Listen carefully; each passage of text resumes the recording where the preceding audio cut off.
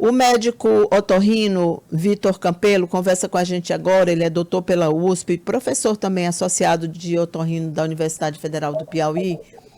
Ele conversa conosco agora para a gente tentar entender, doutor, como doenças respiratórias que nós, em geral, costumamos muitas vezes até subestimar, achar que é só uma gripe. A gente ouvia muito isso, é só uma gripezinha, é um resfriado, que isso não vai para frente. Como doenças respiratórias podem se tornar tão graves, sobretudo em pessoas mais vulneráveis, né? A gente tem tido muitos casos de crianças que não resistem, e idosos também. Então, queria que o senhor explicasse um pouco para a gente como que é possível realmente que haja essa evolução dessa forma e por vezes tão rápida. Bom dia. Bom dia sim, bom dia a todos os ouvintes. Bom, é importante a gente salientar alguns aspectos que você até já começou a levantar. Às vezes a pessoa apresenta um quadro gripal simples, né, causado por vírus como influenza, vírus como Covid, e essa infecção ela pode evoluir para as infecções pulmonares, e muitas vezes essas infecções são bilaterais, como é o caso histórico aí do Papa, de uma pneumonia bilateral. As infecções virais vindas das gripes muitas vezes acometem bilateralmente e podem evoluir para um quadro grave. A gente lembra bem daquele período lá da pandemia, no qual o Covid acometia várias pessoas com esses quadros mais graves. Atualmente, graças a Deus, eles têm evoluído com forma um pouco mais amena. O caso do Papa, pelo que a gente ouviu dos boletins do hospital, da própria imprensa, é que, na verdade, ele não evoluiu de um quadro gripal. Ele foi realmente um quadro que já começou com uma pneumonia polimicrobiana, a princípio com envolvimento de bactéria, e ele tinha outros fatores de predisposição, porque ele é idoso, né, que é um fator importante para aumentar esse risco. Ele tem um histórico aí de asma, né, de problema pulmonar, e tem uma bronquiectasia, o que é essa bronquiectasia? É o bronco, que é aquele canalzinho que leva o ar para os pulmões, ele tem umas dilatações causadas por algum problema anterior que ele já tinha, um problema prévio. Então, aquele local, ele também predispõe a ter acúmulo de secreção e formar uma pneumonia. Então, o Papa, pelos boletins, ele tem 3 fatores de predisposição. Então, essas pessoas que têm essas comorbidades, assim como pessoas que são fumantes, extremos de idade, no caso dele, que é mais idoso, mas nós temos as crianças, como você bem citou, gestantes, para pacientes com imunodepressão, são pessoas que têm uma predisposição maior a apresentar esses quadros mais graves, né? E a gente tem que ter todo esse cuidado, principalmente com essas pessoas. E daí, essas pessoas, a gente tem que, por exemplo, são pessoas que demandam mais cuidado em relação à vacinação, então estão no calendário de vacinação da gripe, do Covid, daquela pneumococo, né, que é uma bactéria que dá muita infecção pulmonar. Então, são pessoas que vão estar no grupo de risco que devem fazer essas vacinações e outros cuidados para diminuir esse risco. Doutor, e ele ainda teve, na juventude, tuberculose, que é uma doença também que voltou recentemente, assim, com uma força realmente impressionante, com mais casos acontecendo há alguns anos, e o Brasil intensificou a divulgação, porque é uma daquelas doenças que já foi um problema, né, muito grande para a sociedade. Até o começo do século XX, né, se morria muito de tuberculose. Era um mal que acometia, por exemplo, muitos intelectuais, poetas, escritores, muitos deles morreram de tuberculose. E até antes de se descobrir medicamentos que pudessem curar, era uma doença incurável e condenava a pessoa à morte.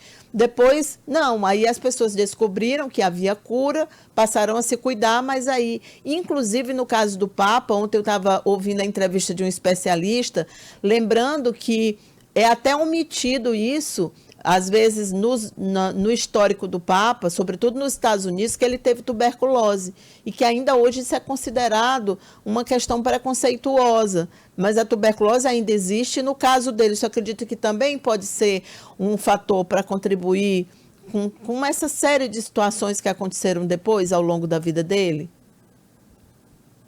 Esse problema que ele tem de bronquiectasia, né, que é essa dilatação do brônquio, muito provavelmente foi consequência do problema da tuberculose que ele teve na juventude. A tuberculose provoca uma sequela, né, uma cicatriz, que fica essa bronquiectasia. E aquele local onde fica aquela bronquiectasia é um local de predisposição. Então, tem relação com o quadro atual, sim, e com os outros episódios de problema respiratório que foi citado que ele já teve ao longo da vida. E, bem como você bem citou, a tuberculose ela teve assim, 2 grandes ciclos. Naquele primeiro momento, quando não tinha o tratamento específico, então nós tínhamos, inclusive, aqui no Piauí, existia um pavilhão lá no HGV, no Hospital Getúlio Vargas, que era voltado só para pacientes com tuberculose. Então, ficava cheio, um pavilhão inteiro com pessoas lá se tratando. Depois veio aquele outro ciclo, quando apareceu o HIV, né, a AIDS. O HIV, ele predispunha também essas infecções oportunistas e, de novo, aumentou a quantidade de pacientes com tuberculose. Depois, com o controle melhor dessa infecção do HIV, houve um recrudescimento, uma redução desses quadros de tuberculose. Mas é sempre a doença presente que tem que ser observada nesses pacientes com problema crônico respiratório. Doutor, só uma última pergunta, e já lhe agradecendo muito a disponibilidade em nos atender. O Vaticano tem usado a palavra complexo. Eu fui procurar, como leiga que sou, o que a medicina considera complexo, e não é nada bom, né? O uso dessa expressão está sempre associado a uma série de fatores que podem, por exemplo, o paciente complexo é aquele paciente que, por exemplo, não tem só uma doença, pelo que eu entendi, mas são várias patologias, e isso realmente é um indicativo de um quadro de gravidade. A gente sabe que os médicos têm um vocabulário utilizado muitas vezes para lidar conosco que somos leigos e até atenuar as situações, o que é perfeitamente compreensível, né? Principalmente quando você tem que tratar com as famílias e tal. Acho que isso humaniza também a medicina. Mas o que é exatamente complexo? Um estado de saúde complexo? Bom, no caso do Papa, assim, o Papa, a gente tem que lembrar que o Papa ele tem 88 anos, né? Ele tem outros quadros pulmonares antigos, ele tem... E geralmente um paciente que ele tem complexo teria duas formas de a gente chamar de complexo, né? Ele é complexo pelo próprio quadro do paciente antecedente dele, ou seja, uma pessoa que tem múltiplas comorbidades, múltiplas doenças de base. Então, ele de antemão, ele é um paciente complexo, às vezes até com um problema simples. E aí, às vezes, um problema simples já se torna complexo. Ou seja, um quadro gripal num paciente que tem múltiplas comorbidades, ele pode já se mostrar como complexo. E pode ser complexo por uma doença mais complicada também. Então, às vezes, você tem um quadro que você tem uma doença que, por si só, ela já é uma doença mais complexa, com mais dificuldade de tratamento, também você já vai terminar classificando como complexa. Ela vai atingir múltiplos órgãos, vai fazer disfunção de múltiplos locais. Que a gente faz digamos, um paralelo aí naquele período do Covid, aquela pandemia. Então, nós tínhamos várias pessoas que, teoricamente, não tinham, que eram pessoas saudáveis e que evoluíam com quadros complexos, com disfunção de múltiplos órgãos, devido à própria doença que tinha uma virulência grande. Mas nós tínhamos também pessoas que pegavam um quadro que seria mais leve, mas ele tinha várias comorbidades e ele também evoluiu com um quadro complicado, que seria essa complexidade. Então, seria esses dois sentidos. Ou complexidade pela própria doença em si, da gravidade dela, ou complexidade da pessoa que tem múltiplas comorbidades. E às vezes acontecem as duas coisas, né? Coincidiu, aí quando acontecem essas duas coisas, os desfechos são mais complicados, né? Tá certo. Doutor Vitor, muito obrigada pela entrevista, pelos esclarecimentos também. Um bom dia para o senhor e bom trabalho.